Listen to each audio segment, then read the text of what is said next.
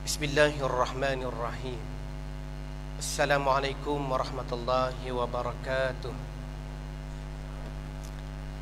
Assalamualaikum warahmatullahi wabarakatuh. Innal hamdalillah nahmaduhu wa nasta'inuhu wa nastaghfiruh wa na'udzu billahi min syururi anfusina wa min sayyiati a'malina. Man yahdihillahu fala mudilla lahu wa man yudlil fala hadiya lahu. Asyhadu an la ilaha illallah wahdahu la syarika lah wa asyhadu anna Muhammadan abduhu wa rasuluh. Amma ba'd. Innal hamdalillah, sesungguhnya segala pujian adalah milik Allah Subhanahu wa taala. Nahmaduhu, kita memujinya, wa nasta'inuhu, kita memohon bantuannya, wa nastaghfiruh, kita memohon perlindungan daripada dosa-dosa kita dengan Allah Subhanahu wa taala. Wa min sayyiati a'malina, kita pohon perlindungan dengan Allah Subhanahu wa taala daripada kejahatan diri kita. Wa min sayyiati a'malina, kita pohon perlindungan dengan Allah daripada kejahatan diri kita serta keburukan amalan-amalan kita. May yahdihillahu fala mudhillalah, barang siapa yang Allah Subhanahu wa taala kehendaki baginya petunjuk, maka tiada apa yang akan dapat menyesatkan dia. Wa may yudlil fala hadiyalah, dan barang siapa yang Allah Subhanahu wa taala nak sesatkan dia, juga Allah Subhanahu wa taala tidak akan bagi dia petunjuk. Tuan-tuan yang dirahmati Allah sekalian, marilah sama-sama kita bersaksi bahawa tiada sembahan yang berhak disembah kecuali Allah Subhanahu wa taala yang Maha Esa, wahdahu la syarikalah, dan sesekali kita tidak menyekutukan Allah Subhanahu wa taala dengan perkara yang lain. Dan kita bersaksi bahawa Nabi Muhammad sallallahu alaihi wasallam adalah hamba-Nya dan utusan-Nya. Alhamdulillah, tuan-puan dirahmati Allah. Sekali lagi kita rafakkan setinggi-tinggi rasa syukur kepada Allah Subhanahu wa taala. Pada pagi yang penuh berkat ini, alhamdulillah dipertemukan kita semua dalam satu matlamat untuk kita mendapat redha Allah Subhanahu wa taala.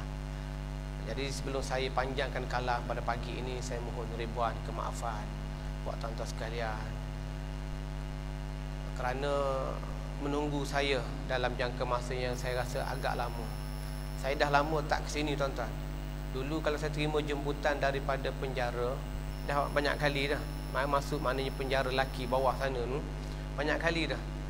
Dan saya tak pernah datang dengan kereta. Saya memang akan datang dengan motor. Daripada motor LC saya pernah datang, dengan motor NMAX saya pernah datang, kan? Saya rasa 2-3 buah motor saya pernah datang sini. Jadi bila dah Covid lama sikit, saya tengok motor saya tu banyak tersadai daripada guna. Sementara reganya masih ada, saya jual. Baru je jual. Kan? Raya hari tu S-Max 250. Jadi bila fikir balik, menyesal pula jual. Saya keluar tadi 6.40 pagi daripada Kuala Kubu Baharu. Ingat kan, maknanya masuk tol tu dah jam. Nak keluar daripada tol Bukit Beruntun pun masalah dah. Ya Allah, saya kata doa ya. Saya tak tahu berapa speed track saya kena tadi, kan? Nanti kita carilah kabel, tuan-tuan. Boleh ke situ. Baik, alhamdulillah, syukur kepada Allah. Tuan-tuan sekalian dirahmati Allah Subhanahu wa taala, antara nikmat yang besar Allah kurniakan kepada kita adalah nikmat iman, nikmat Islam. Dua nikmat yang tidak boleh kita nak pisahkan sama sekali, kan? Nikmat iman, nikmat Islam. Nak beriman dengan agama apa? Semestinya agama Islam. Bagaimana untuk kita beriman dengan agama Islam? Semestinya melalui syahadah.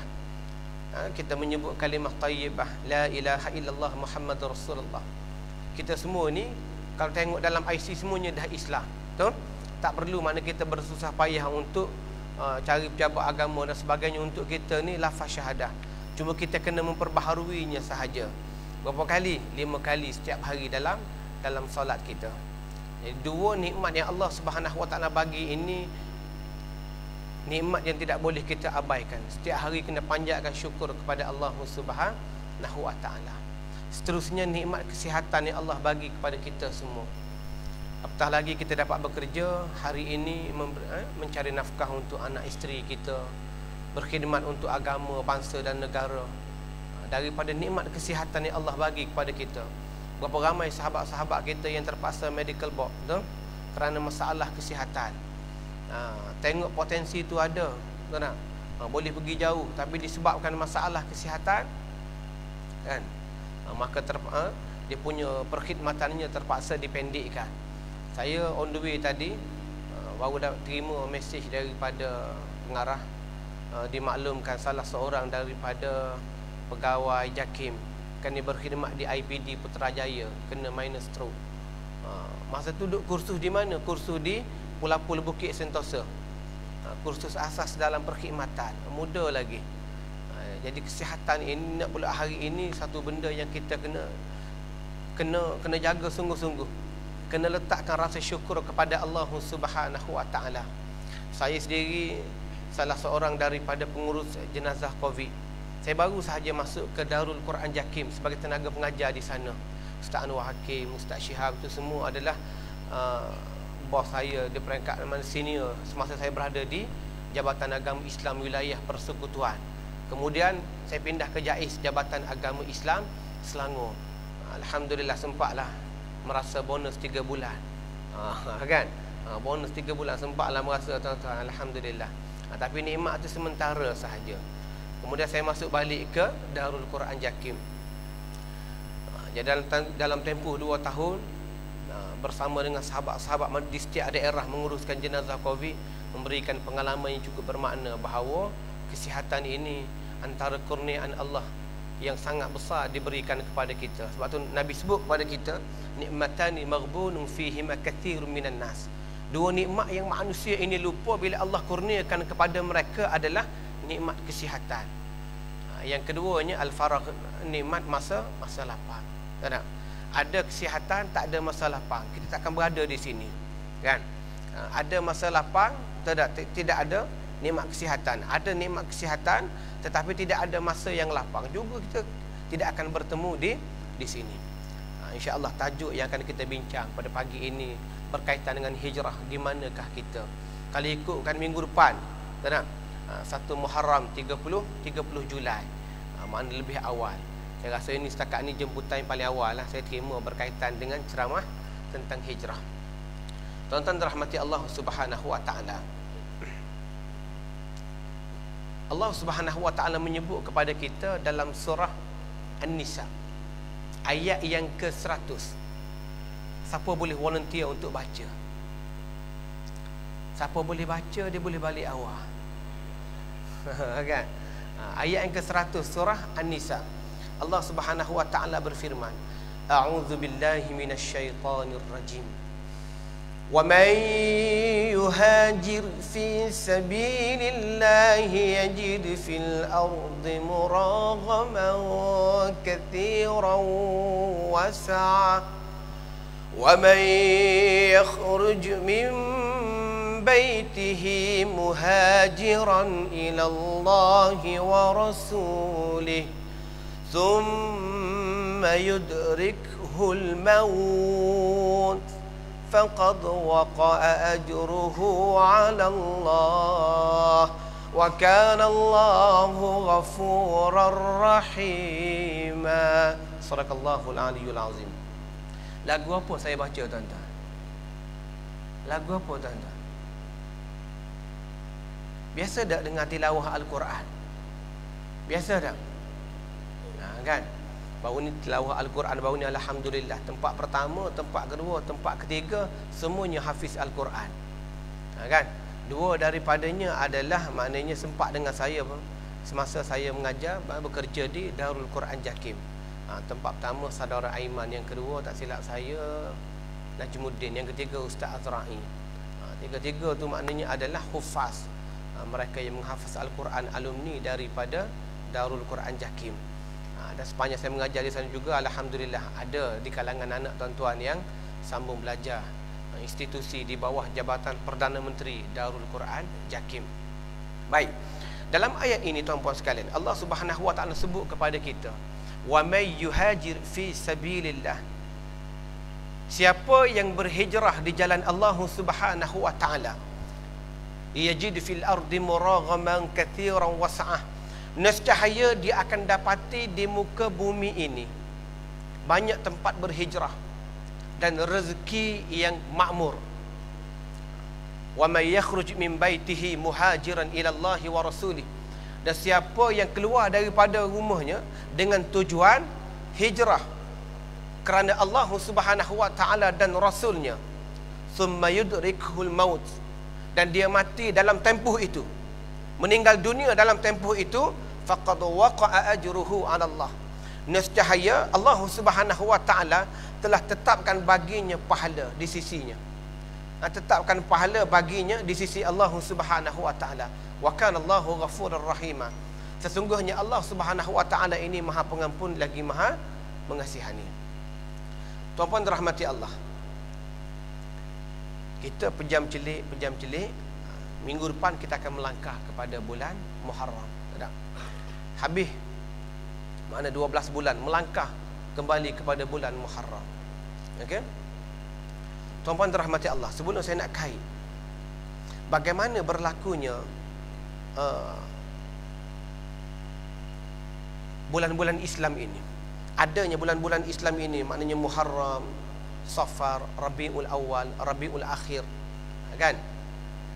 Terjadinya bulan-bulan hijrah ini kerana pada zaman Sayyidina Umar Ibn Al-Khattab radhiyallahu anhu, Sayyidina Umar ini dihantar pegawai-pegawai dia, sahabat-sahabatnya, kan, di sekitar tanah Arab, dan mengutuskan surat untuk tahu perkembangan bagaimana pemerintahan di maknanya kawasan masing-masing. Jadi bila hantar surat, kemudian beliau pernah bertanya kepada Abu Ayyub Musa Al-Ash'ari radhiyallahu anhu, tanya perkembangan surat yang aku hantar dulu, apa perkembangannya. Jadi Abu Musa Al-Ash'ari tanya balik kepada Sayyidina Umar, surat yang mana satu? Ya Amirul Mukminin, surat yang mana satu? Jadi surat itu tidak bertanda, tidak bertarikh, menyebabkan maknanya jadi satu masalah. Lalu Sayyidina Umar mengumpulkan para sahabat berbincang untuk buat maknanya permulaan kalendar Islam. Bincang. Jadi masa duk bincang tu pada tahun, riwayat mengatakan pada tahun yang ke-15 Hijrah. Masa duk bincang, macam-macam pendapat yang diberikan kepada Amirul Mukminin Sayyidina Umar Ibn Al-Khattab radhiyallahu anhu. Ada yang mengatakan, kan, kalendar Islam ini kita boleh mula dari sudut hari kelahiran Nabi sallallahu alaihi wasallam. Timbul masalah macam mana nak kira, kan? Nabi lahir bila, kita pun tidak tahu secara tepat. Ada yang bagi pandangan kita kira dari kewafatan Nabi sallallahu alaihi wasallam. Jadi ada yang bagi pandangan tak elok, maknanya kalau ambil mulanya kalendar Islam ini, maknanya dia nak menjenamakan imej Islam. Ya sebelum ini umat Islam dia banyak merujuk kepada Rom, kepada maknanya kita kata kuasa-kuasa yang maju ketika itu. Kata tak elok kita maknanya nak jenamakan imej Islam ini kira dengan perkara yang berkait dengan kematian. Tak setuju. Kemudian kira pula ada yang bagi pandangan daripada hijrahnya Nabi, ya, minal Makkah ilal Madinatul Munawwarah. Kemudian yang keempat, bagi cadangan kira dikira sejak kerasulan Nabi sallallahu alaihi wasallam. Sepakat empat pandangan ini. Lalu bincang-bincang, maka bersepakat bahawa kalendar Islam ini diambil bersempena dengan hijrah Nabi daripada Mekah ke Madinah. Sebab apa?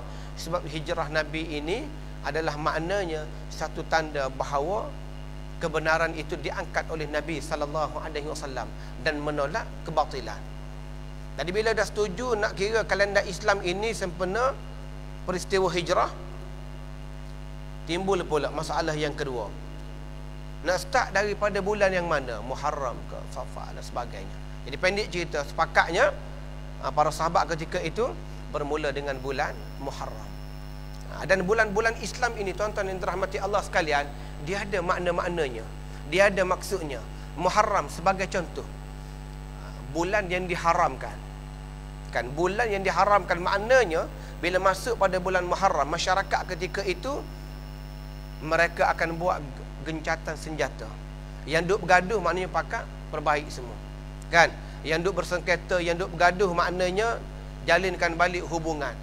Hormat menghormati antara satu sama lain. Safar maksudnya kosong. Rabiul Awal, Rabiul Akhir, semuanya ada maksudnya. Kan? Ada ketika masyarakat Arab ini dia akan keluar bekerja. Ada ketika dia akan balik duduk sebulan di rumah. Baik. Jadi nak sebutnya tuan-puan sekalian, saya nak kaitkan. Kita hari ini kena tahu sedikit sebanyak berkaitan dengan kalendar Islam. Sebab ini jenama kita, ini image kita. Para sahabat maknanya mengerahkan idea, tenaga. Macam mana nak bagi Islam ni ada identitinya. Islam ini tidak mudah terikut dengan maknanya identiti kaum yang lain, identiti masyarakat yang lain. Apatah lagi bila mereka sandar kepada hadis Nabi SAW. Man tashabbaha biqaumin fahuwa minhum. Barang siapa yang menyerupai sesuatu kaum, maka dia termasuk dalam kaum berkenaan. Tahu? Hari ini kalau kita tanya diri kita sendiri, tuan-tuan rahmati Allah Subhanahu wa taala sekalian, antara bulan Islam dengan bulan Masihi, mana kita lebih ingat? Bulan Masihi, betul tak? Sebab kita diasuh daripada kecil lagi. Kan? Dan Masihi kalau tuan-tuan mengorak makna lebih jauh, kita akan tengok Masihi juga bulan-bulannya ada maksudnya. Januari, Februari. Januari berasal daripada perkataan Latin Januo. Februari berasal daripada perkataan Latin Februo. Kan? April, Aperto, Mei, Maya. Dan semuanya bulan-bulan ini tuan-tuan sekalian, separuhnya adalah nama Tuhan bagi masyarakat Greek dan juga Rom ketika itu. Jadi apa hukum hari ini kita dah sebut Januari, Februari, Mac, nama-nama berhala? Apa hukum tuan-tuan sekalian? Boleh ke tidak? Boleh ke tidak? Ustaz, baru 10 minit banyak tanya dah. Kan? Kok ada yang tahu. Tak ada masalah pun. Kan? Sekadar untuk mengingati tarikh tak ada masalah. Yang jadi isu takut kita ni beriktikad, wajib kena ingat Januari, Februari. Kalau tak ingat kufur. Sampai ke peringkat tu tak boleh. Hukumnya adalah haram. Sekadar nak ingat tarikh silakan, tak ada masalah. Cumanya dalam masa yang sama kita kena seimbangkan. Sebab apa? Sebab Islam ini istimewa tuan-tuan sekalian. Islam ini istimewa. Contohnya peralihan masa Hijri. Peralihan masa Hijri dia bermula selepas bila? Kalau kita ni Hijri, dia dikira peralihan masanya bila? Selepas waktu Maghrib, betul tak? Selepas waktu Maghrib. Tuan-tuan tengok tak? Selepas waktu Maghrib ini, ya kan? Waktu yang kita kata sinonim dengan keberkatan, betul tak? Masa kecil-kecil dulu, kita sekarang ni pun kalau ada anak-anak yang kecil, kalau ada yang masih duduk main di luar rumah, betul? Pukul 6.50, pukul 7 masih duduk main lagi luar rumah, betul tak? Kita akan panggil anak-anak kita, masuk, suruh diorang ni mandi, betul tak? Mandi. Sebab apa? Sebab kita tahu maknanya selepas daripada waktu Maghrib itu, waktu itulah kita nak ajar anak-anak kita baca Al-Quran, nak solat berjemaah. Jadi ulama mengistilahkan bahawa waktu Maghrib ini adalah waktu emas, waktu yang keberkatan, yang ada keberkatan. Kalau masa tu duduk main lagi, mak kita akan sindir. Mainlah, main sampai pagi besok, jangan masuk. Kan? Sindir anak-anak kita. Dan sampai ke hari ni kita pun buat perkara yang sama kepada anak-anak kita. Saya sendiri belajar maknanya bekerja di Darul Quran dan juga lepasan pelajar dari sana. Tuan-tuan, masa saya untuk hafal Al-Quran bila? Di antara Maghrib, Isyak. Itu masa saya. Dan itu adalah waktu yang terbaik untuk penghafaz Al-Quran, dia menghafaz Al-Quran. Waktu Maghrib hingga Isyak. Dan rakan-rakan saya yang luar biasa yang Allah kurniakan kepada mereka ini ingatan yang kuat. Saya ni kalau dapat satu muka tuan-tuan, kalau hari ni pukul 8 hingga 8.45 Isyak, dapat satu muka ni bagi saya kira puas hati dah. Kan? Itu pun dah dikira level yang paling lambat tuan-tuan sekalian. Ada rakan-rakan saya yang di antara Maghrib Isyak, dia orang boleh dapat tiga muka. Boleh dapat 3 muka. Tuan-tuan bayangkan, betul tak? Ini Allah bagi kelebihan kepada mereka beserta dengan maknanya teknik yang mereka gunakan. Jadi hafazan ini dia ada kaedah-kaedahnya. Jadi kalau masa tu tak ambil peluang untuk hafaz Al-Quran, dia akan memberikan masalah. Sebab apa? Sebab selepas daripada isyak kami akan ada maknanya perkara lain, nak kena buat assignment kan. Apatah lagi dengan godaan rakan-rakan, ajak pergi makan, tengok wayang. Tengok wayang tu maknanya dalam laptop lah. Dia akan bermasalah. Jadi kami akan cuba di antara maghrib isyak. Nak bagi tahunya waktu itu adalah waktu emas. Kalau di seluruh Malaysia hari ini, waktu maghrib isyak ini adalah waktu yang popular dengan kuliah-kuliah maghrib. Tak? Cuba buat kuliah selepas daripada waktu isyak. Tengok berapa ramai yang ada. Maghrib isyak insya-Allah ramai tuan-tuan sekalian. Tak? Penuh.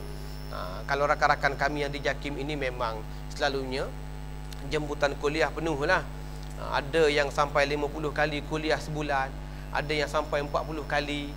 Tu komitmen dalam mana dunia dakwah. Kerja dah 8 hingga pukul 5. Balik tu ada kuliah pula, menyampaikan kepada masyarakat supaya mereka dapat perkara yang bermanfaat tentang agama. Bezanya Masihi tuan-tuan sekalian, peralihan waktunya dia bermula bila? Jam 12 malam.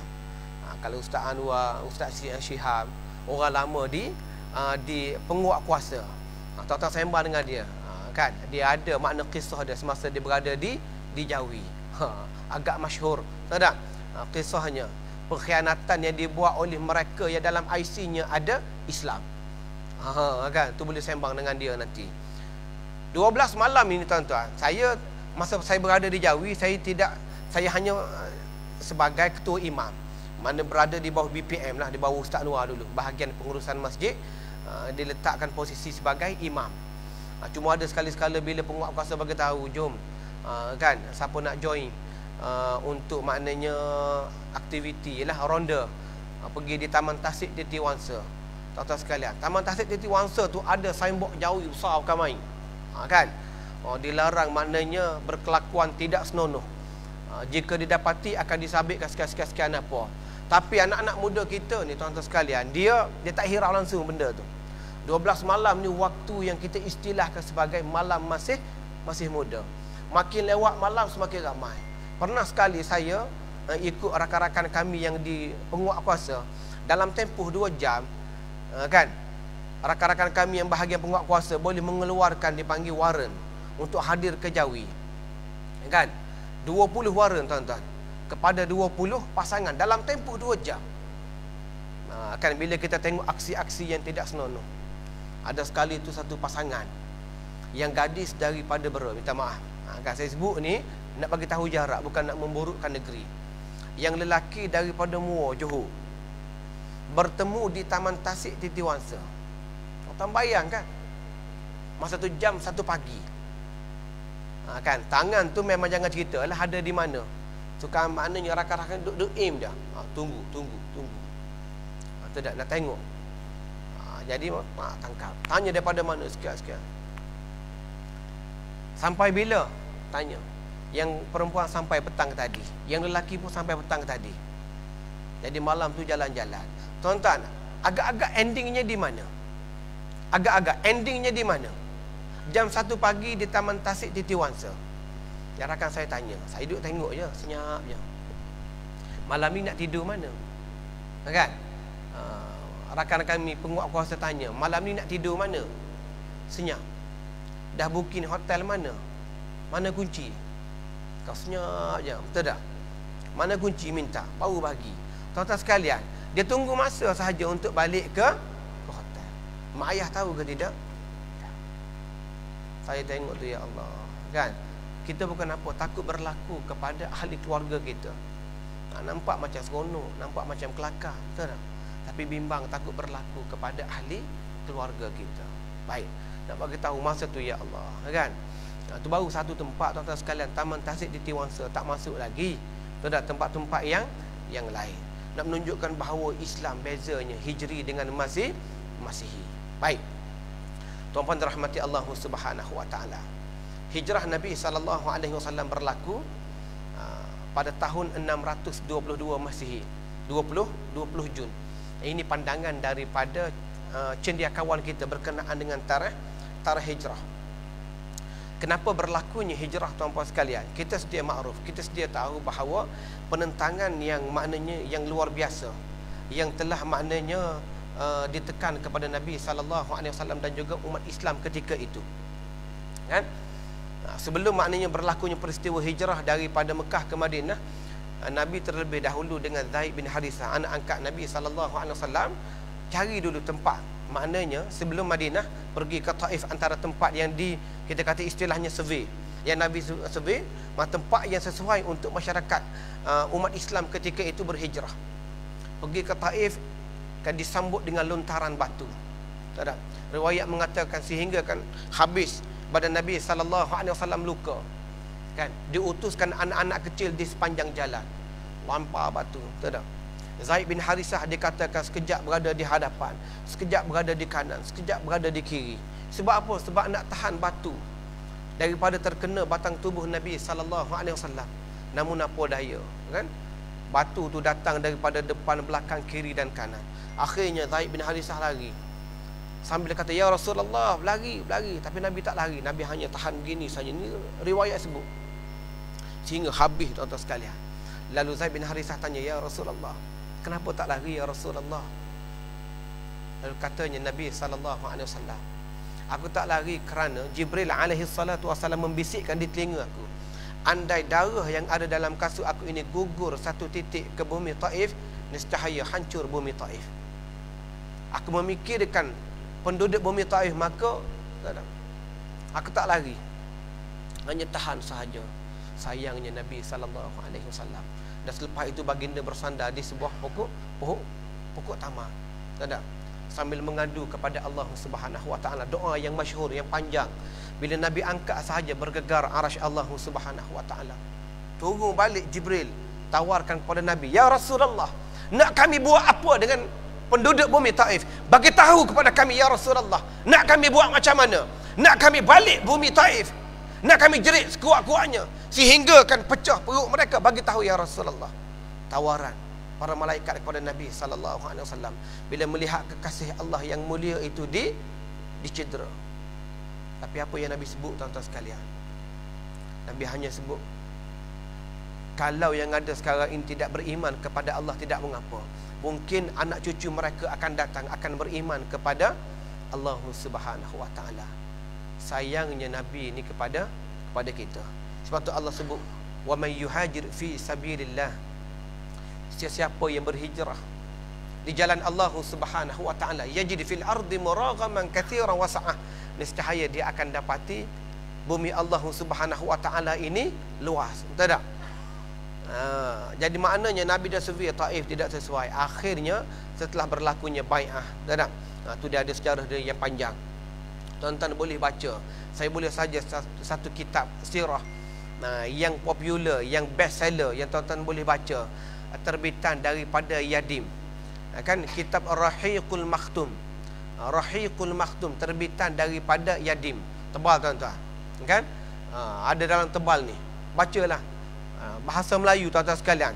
Maknanya bahasa Melayu tulen, tidak ada campur bahasa Indonesia dan sebagainya. Antara buku sirah best seller, tuan-tuan boleh baca. Akan jadikan sebagai rutin. Tu nak tengok sikit-sikit, kan. Maknanya sejarah lengkap berkaitan dengan sirah Nabi SAW. Baik. Akhirnya Madinah menjadi tempat pilihan Nabi untuk berhijrah. Dan kamu akan dapati rezeki yang Allah Subhanahu Wa Taala kurniakan ini sebenarnya banyak. Tidak. Ada orang takut nak berhijrah. Masyarakat ketika itu, masyarakat Islam ketika itu, bila mendapat perintah, bila Nabi bagi tahu perintah Allah Subhanahu Wa Taala supaya berhijrah, ada yang tak sanggup. Sebab apa, tuan-tuan sekalian? Sebab nak tinggal keluarga, meninggalkan keluarga, meninggalkan harta, tidak, keluar sehelai sepinggang pergi ke Madinah. Yang mengikut jalan yang biasa, kan, hanya beberapa orang sahabat sahaja. Antaranya siapa? Sayyidina Umar Ibn Al-Khattab radhiyallahu anhu, yang kita sedia makruf terkenal dengan kehebatannya. Angkat pedang. Siapa yang nak anaknya jadi yatim piatu, siapa yang nak isterinya jadi balu, sila halang hijrah aku. Tak ada siapa berani. Yang lain semuanya Nabi dengan para sahabat ikut jalan, kita kata jalan tikus lah, jalan yang biasa. yang dilalui oleh pedagang-pedagang ketika itu. Baik. Takut nak berhijrah. Sebab apa? Sebab sayang kepada ahli keluarga, sayang kepada harta-harta yang ada. Tapi Allah jamin, kamu berhijrah ke sana, kamu akan dapati bahawa rezeki Allah Subhanahu wa taala itu luas. Dan apa yang terjadi bila sampainya kaum Muhajirin, tak disambut dengan kaum Ansar, ya Allah, tuan-tuan. Satu syair, dia masyarakat, maknanya umat Islam daripada sana sampai dulu. Nabi kemudian dengan Sayyidina Abu Bakar disambut dengan satu syair yang popular, yang kita dengar dibuat dalam bentuk nasyid, tak? Dikatakan ketika itu penduduk Madinah ada yang duduk atas pokok, pokok tamar, nak tengok mana Nabi dah sampai ke belum. Kan? Jadi tunggu, akhirnya nampak kelibak Nabi. Bila nampak daripada jauh, mereka pun bersyair, Tala'al badru alaina min thaniyatil wada'. Tak? Syukurnya mereka, tuan-tuan, telah datang kepada kami cahaya bulan purnama. Itu maknanya perumpamaan yang mereka berikan kepada Nabi SAW. Sebab apa? Sebab Nabi ni bila tengok, tuan-tuan, kan, orang yang benci kepada Nabi, sudah hidup mengata bukan-bukan, bila tengok wajah Nabi ni, mereka akan terus jatuh cinta, jatuh hati. Itu mukjizat yang Allah kurniakan kepada Nabi SAW. Sampai di sana diberikan rumah, yang tak ada rumah bagi rumah, betul tak? Yang tak ada apa lagi pekerjaan, diberikan pekerjaan, sehingga pada satu tahap yang luar biasa, ada 3-4 orang isteri, pilih mana isteri yang mana satu. Dahsyat, tuan-tuan, betul tak? Kalau kita tak berlaku, kita akan cari, betul tak? Cari. Dan kita pula kalau cari, kalau boleh kita nak cari yang cantik-cantik, betul tak? Kita tak nak cari yang maknanya yang lekeh-lekeh. Kalau boleh kita meletakkan, aku ni kalau nombor 2, nombor 3, aku ada standard aku, betul tak? Tapi buat mereka yang ada cita-cita ini, dia kena sedar, jangan terlalu berangan, maknanya terlalu tinggi. Nak cari nombor 2 ke nombor 3, ataupun yang masih bujang, betul tak? Nak mencari yang sempurna dari sudut rupa contohnya. Ada sahabat saya ni, dia kata, aku kalau boleh teringin sangat nak cari isteri yang cantik, betul tak? Saya kata kepada dia, saya kata boleh, impian tu tak ada masalah, tapi orang cantik ni dia ada 2 masalah sahaja kalau kita nak kejar dia. Yang pertama, betul tak, kita nak ke dia, dia tak nak pada kita. Itu masalah pertama. Kan? Yang kedua, dia cantik tapi bini orang. Ini 2 pantalarang, 2 masalah yang kita kena terima. Okey? Lastnya alhamdulillah kahwin jugalah dia lah. Kan pada pandangan dia mungkin isteri dia yang paling cantik, betul tak? Katanya pandangan kita tanya dalam hati je lah, betul tak? Takkan kita nak keji, kan? Sebab ciptaan Allah Subhanahu wa taala ini semuanya elok. Laqad khalaqnal insana fi ahsani taqwim. Baik. Nak bagi tahu sampai ke peringkat itu pengorbanan kaum Ansar kepada kaum Muhajirin, sehingga boleh memberikan, maknanya isteri pilih. Bukan maknanya yang 1 2 ni cantik, hang pilih nombor 3 dengan 4 ya. Bagi tahu rezeki yang Allah Subhanahu wa taala berikan kepada mereka. Wa may yakhruj min baitihi muhajiran ila Allah wa rasulih. Siapa yang berhijrah, keluar daripada rumahnya dengan tujuan hijrah kepada Nabi, kepada Allah Subhanahu wa taala dan kepada rasulnya, keluar daripada rumah, tuan-tuan sekalian, tinggal sehelai sepinggang, tak? Tinggal habis harta. Summa yudrikhul maut, dan dia mati dalam tempoh itu. Ayat ini, tuan-tuan sekalian, saya nak kaitkan dengan kita semua. Kita nak buat sesuatu perubahan. Di mana kita? Tak? Nak buat sesuatu perubahan. Jangan takut untuk kita ni berubah. Jangan takut untuk kita ni, maknanya dekatkan diri dengan Allah Subhanahu wa taala. Jangan takut untuk kita mencari Allah Subhanahu wa taala. Jangan takut untuk kita ni mengikut sunnah Nabi sallallahu alaihi wasallam. Sebab janji Allah kepada kita, summa yudrikhul maut. Mereka yang mati dalam tempoh itu, dalam tempoh maknanya nak berubah, dalam tempoh nak berhijrah, faqad waqa'a ajruhu 'ala Allah. Allah dah tetapkan pahala bagi kita, tuan-tuan sekalian. Allah dah tetapkan pahala bagi kita. Kerana Allah Subhanahu wa taala ini Maha Pengampun lagi Maha Mengasihani. Sejarah lengkap berkenaan dengan hijrah Nabi sallallahu alaihi wasallam, kalau nak cerita daripada A sampai Z, tuan-tuan, takkan habis. Buktinya tuan-tuan boleh tengok buku Rahiqul Makhtum tu yang saya cadangkan untuk tuan-tuan baca. Kan ada lebih kurang tebal ni, tuan-tuan sekalian. So saya nak kaitkan dengan tuan-tuan sekalian hijrah pada hari ini. Kan? konteks hijrah pada hari ini supaya kita boleh memahami bahawa hijrah pada zaman Nabi berbeza. Kan? Selepas daripada peristiwa hijrah Nabi daripada Mekah ke Madinah, tak ada dah. Kita hari ni tak ada. Kalau kita berpindah, saya maknanya pernah bekerja di Perak. Ibu pejabat polis daerah Manjung, ibu pejabat polis daerah Tanjung Malim. Sekarang ni bekerja di Selangor. Itu bukan hijrah, itu hanya perpindahan tempat bekerja sahaja. Kan? Hijrah yang sebenarnya adalah ketika zaman Nabi SAW. La hijrah ba'da al-fathil. Tidak ada hijrah selepas daripada hijrah Nabi daripada Mekah ke Madinah. Yang ada pada hari ini adalah hijrah daripada perkara yang tidak elok kepada perkara yang elok. Ini hijrah yang kita nak buat hari ini. Saya nak kaitkan dengan beberapa perkara. Yang pertama, tuan-tuan sekalian, di mana kita nak bawa bersempena dengan maknanya bulan hijrah yang akan datang ini, Muharram yang akan tiba ini. Pertama, saya nak sentuh dengan diri kita, tuan-tuan sekalian. Saya nak bawa Allah Subhanahu Wa Ta'ala bagi kepada kita. Kalau saya hari ini umur saya 35 tahun, tak? Tuan-tuan sekalian, maknanya umur masing-masing. Sampai ke hari ini, kita nak tanya diri kita yang pertama, bagaimanakah perintah Allah Subhanahu Wa Ta'ala yang Allah bagi kepada kita? Agama ini hanya ada dua perkara sahaja. Pertamanya perkara yang berbentuk suruhan. Yang kedua perkara yang berbentuk larangan. Bila kita baca Al-Quran, ya ayyuhallazina amanu, wahai orang-orang yang beriman. Kan? Ciri-ciri ayat madaniyah, maknanya turun selepas daripada peristiwa hijrah. Tidak semestinya turun di Madinah. Kalau makiyah, ciri-ciri ayat ataupun surah yang turun selepas dari sebelum peristiwa hijrah. Tidak semestinya turun di mana? Di Makkah. Kalau tuan-tuan ambil maknanya tauliah. Saya dulu masa duduk di JAI, saya jaga tauliah di peringkat daerah. Kan? Itu antara soalan yang biasa ditanya. Baik. Baca ayat ya ayyuhalladzina amanu. Allah seru kepada kita. Mufassirin menyebutkan dalam ayat itu mengandungi dua perintah. Satu perintah berbentuk suruhan, satu perintah berbentuk larangan. Jadi kita ni sebagai hamba Allah Subhanahu Wa Ta'ala, agak-agak dah tertunai ke belum segala perintah Allah Subhanahu Wa Ta'ala kepada kita?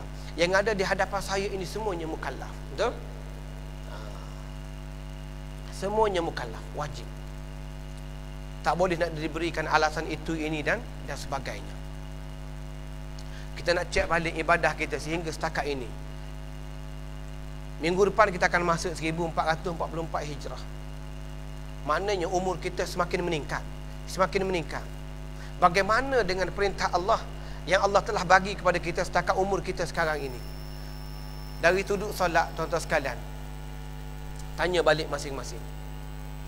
Bagaimana dengan perintah solat yang Allah tetapkan kepada kita? Adakah kita telah melaksanakannya dengan sebaiknya? Cukup dari sudut rukunnya? Cukup dari sudut perkara sunatnya sempurna? Adakah kita qada balik solat yang pernah kita tinggalkan? Kenapa saya nak sebut perkara ini? Pertamanya, tuan-tuan sekalian, walaupun kita dah sentiasa dengar nasihat ini daripada para asatizah kita, sebab ada satu hadis Nabi SAW yang kita kena ambil iktibar, yang kita kena renung dengan sejauh-jauhnya.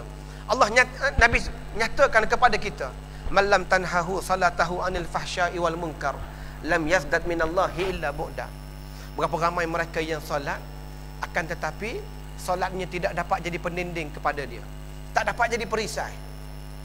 Mudah cerita, solat tapi mulut makin jahat. Ada ke tidak? Ada ke tidak? Solat tapi matanya jahat. Ada ke tidak? Solat tapi tangan ni mudah sangat nak pukul orang. Tidak. Solat tapi hatinya busuk. Okay. Lam yazdad minallahi illa bu'da. Nescaya dia makin jauh daripada Allah Subhanahu Wa Ta'ala. Ini yang kita takut ni. Sepatutnya solat ini dia jadi perisai kepada kita, dia jadi pendinding kepada kita. Tapi tidak begitu. Dia menyebabkan kita ni makin tak baik. Maknanya solat kita ada something, ada benda yang tidak kena. Nak kena cek balik. Setakat umur kita 35 tahun, setakat umur kita 50 tahun, kita dah memahami ke belum bacaan-bacaan dalam solat? Betul tak? bacaan-bacaan dalam solat. Buku banyak di luar sana, beli saja tapi tak baca. Kursus dah berapa banyak pergi penghayatan solat, tapi balik duk main tara tu. Kan? Itu yang bila solat maknanya, kan? Masih lagi buat perkara-perkara mungkar. Yes, memang kita manusia. Kita manusia tidak akan terlepas daripada melakukan perkara yang maknanya yang salah. Tapi kita nak muhasabah. Kenapa benda ni terjadi kepada aku? Kenapa aku ni tidak seperti para sahabat, para tabi'in, tabi'in, antara generasi yang terbaik, tak? Sehingga kan ketika mereka solat pun, nah, dalam keadaan cedera pun tuan-tuan sekalian, tak sedar apa. Nak cabut batang panah yang kena pada badan mereka pun cabut ketika solat. Dahsyatnya solat mereka. Kenapa kita tidak jadi seperti begitu? Ini yang benda yang kita nak tanya. Kita belajar, kita datang menuntut ilmu, dengar tazkirah setiap hari, tapi balik duk main tara tu je. Kena rasa takut. Sebab Nabi sebut kepada kita, man izdada ilma wa lam yazdad huda lam yazdad minallahi illa bu'da. Barang siapa yang makin bertambah ilmunya, wa lam yazdad huda, akan tetapi tidak bertambah hidayahnya, lam yazdad minallahi illa bu'da, nescaya dia makin jauh daripada Allah Subhanahu wa taala. Belajar banyak tuan-tuan sekalian, tapi dia tidak seiring dengan ilmu dia. Perbuatannya tidak seiring dengan ilmunya. Kalau tuan-tuan baca kitab At-Tibyan fi Adabi Hamlatil Quran, Imam An-Nawawi syarah cukup panjang. Satu hari nanti kamu akan tengok manusia-manusia ini, yang dia ni bila menuntut ilmu dia tidak sampai ke sini. Ilmunya hanya masuk sini, keluar sini. Tak ada. Tutup aurat hanya ketika solat sahaja. Selepas keluar daripada waktu solat, dia buka sana, buka sini. Yang lebih menakutkan, mereka boleh berbangga dengan maksiat yang dilakukan. Saya dah hafal Quran 15 juzuk. Kan? Saya dah hafal Quran 15 juzuk. Tuan-tuan bayangkan, berani dia. Kalau saya ada masa tu, saya nak tanya, oh betul ke dah hafal Quran 15 juzuk? Baik, dengar bacaan saya, ulang dan sambung. Sebab saya panel imam ke, betul tak? Panel temu duga ke, sebagainya, pengambilan pelajar, kan?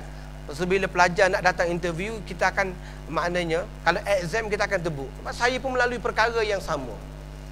Masa semester 6, 30 juzuk exam, betul tak? 10 soalan kepada kita diberikan kepada calon. Tuan-tuan bayangkan 30 juzuk, kan? Saya ni start hafal Quran umur 18 tahun. Umur 18 tahun start hafal Quran.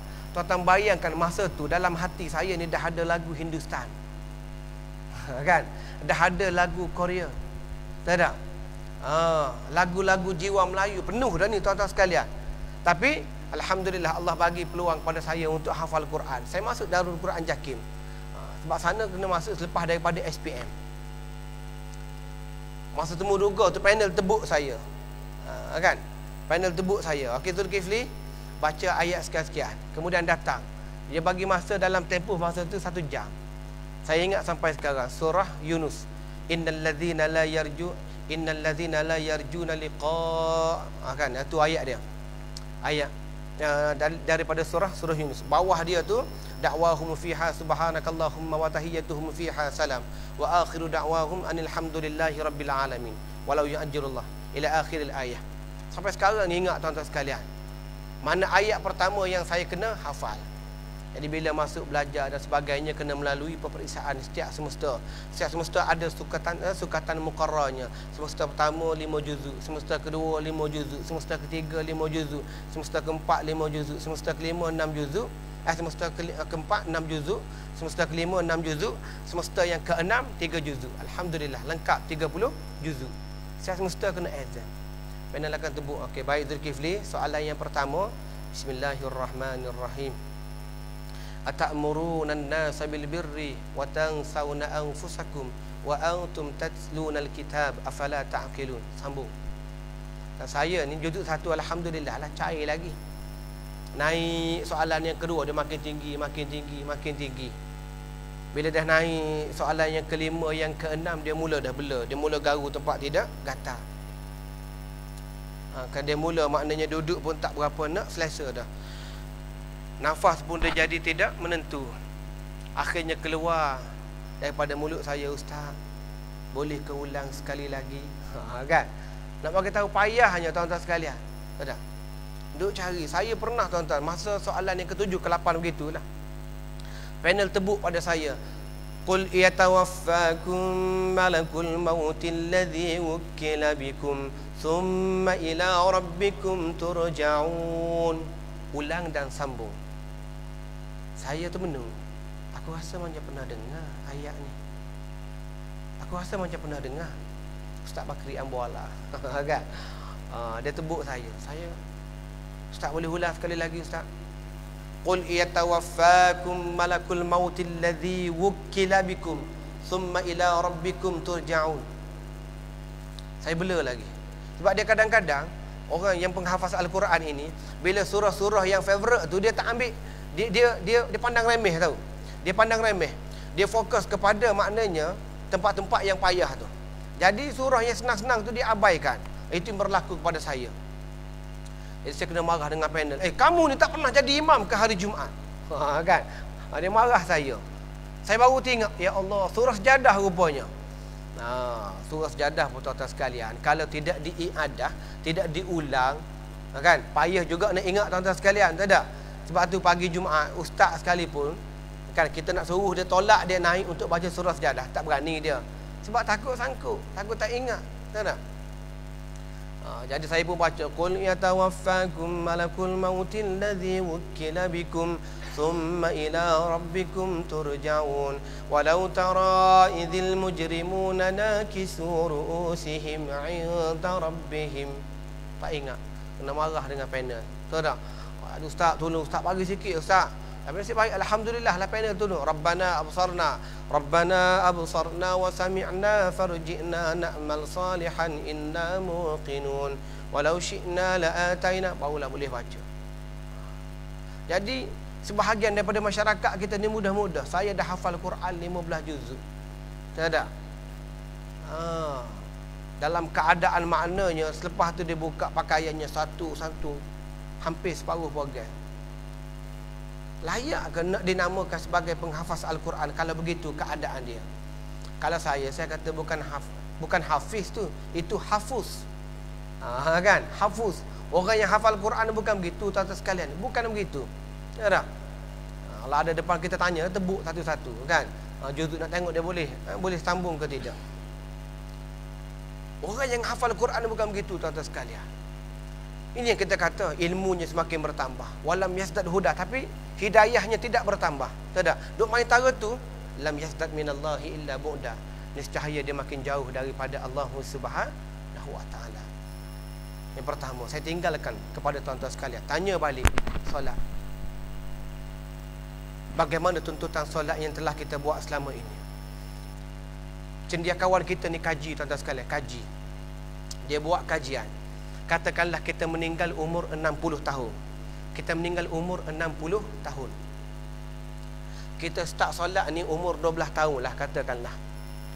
Sekali kita solat 10 minit. Betul tak? Paling lama lah tu, campur dengan wirid dan sebagainya. 5 solat 50 minit. Katakanlah yang 50 minit itu kita campur daripada umur 12 sehingga umur 60 tahun. Rupa-rupanya tuan-tuan sekalian, kita hanya solat selama 2 tahun sahaja. Kita hanya solat selama 2 tahun sahaja untuk kita beli syurga Allah Subhanahu wa taala. Sekarang ni persoalannya, adakah daripada umur 12 tahun sampai 60 tu kita tidak pernah tinggalkan solat? Satu. Yang kedua, kita yakin sempurna dari sudut maknanya rukun-rukunnya, dari sudut angkat takbirnya, dari sudut bacaan Al-Fatihahnya, dari sudut duduk antara dua sujudnya, dari sudut bacaan tahiyat dan sebagainya. Tanya diri masing-masing. Yang kedua, tanya kita ni dari sudut Al-Quran. Satu-satunya mukjizat yang masih ada pada hari ini, Nabi tinggal kepada kita semua. Taraktu fikum amrayn lan tadillu in tamassaktum bihima. Aku tinggal kepada kamu ni 2 perkara sahaja, iaitu kitabullah, Al-Quran dan juga sunnahku. 2 ini sahaja Nabi tinggalkan kepada kita. Tanya bagaimana tanggungjawab kita kepada Al-Quran. Dalam seminggu ni kita dah baca ke belum? Tanya masing-masing. Saya tak tahu. Tanya masing-masing. Kalau kita tak pandai, kita belajar ke tidak? Pengalaman saya hari ini dalam maknanya kita kata konteks pembelajaran Al-Quran kepada penjawat awam, tuan-tuan. Kalau pemerhatian secara tidak langsung, kita boleh katakan tuan-tuan sekalian, hampir 50% lagi penjawat awam kita yang tidak boleh membaca Al-Quran. Ramai. Suruh mari belajar, tak nak belajar. Tak ada, alasan sibuk manja.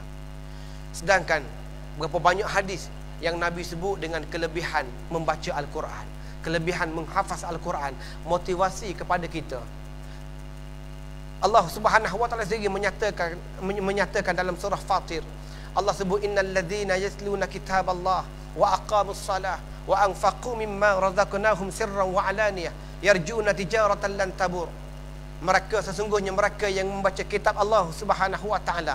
Apa lagi? Mereka yang mendirikan solat. Dan yang ketiga, mereka yang menginfakkan sebahagian rezeki, sama ada secara terang-terangan ataupun secara tersembunyi. So solat boleh buat secara terang-terangan, boleh buat secara tersembunyi. Secara terang-terangan bila? Hari Jumaat. Tidak. Secara tersembunyi bila? Tuan-tuan bangun jam 2-3 pagi, solat sunat tahajud, taubat dan sebagainya. Tuan-tuan boleh baca Al-Quran secara tersembunyi, secara terang-terangan, silakan. Dan tuan-tuan boleh menginfakkan rezeki yang Allah bagi kepada tuan-tuan sekalian. Nak bagi secara terbuka begini boleh, nak bagi secara tersembunyi pun boleh, tak ada masalah.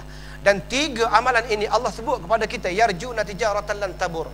Mereka itulah yang mengharapkan perniagaan yang tidak akan rugi di sisi Allah Subhanahu wa taala. Cakap pasal meniaga tuan-tuan sekalian, tidak ada perniagaan yang tidak rugi.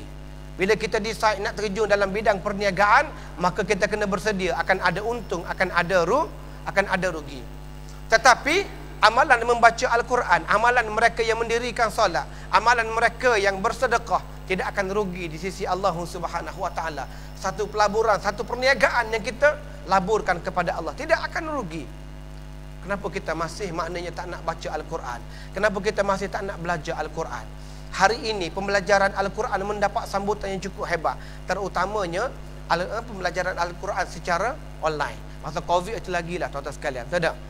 Dan kalau tuan-tuan tengok beberapa page, maknanya mereka yang mengajar Al-Quran dahsyat, 1 juta lebih, tak ada pengikut dia. Tuan-tuan boleh tengok antara daily Al-Quran oleh Ustaz Waiz, apa lagi, Ustazah apa, Azdan tu, Ustazah dia dengan suami dia tu kan, pakar pengajian Al-Quran banyak tuan-tuan sekalian hari ini.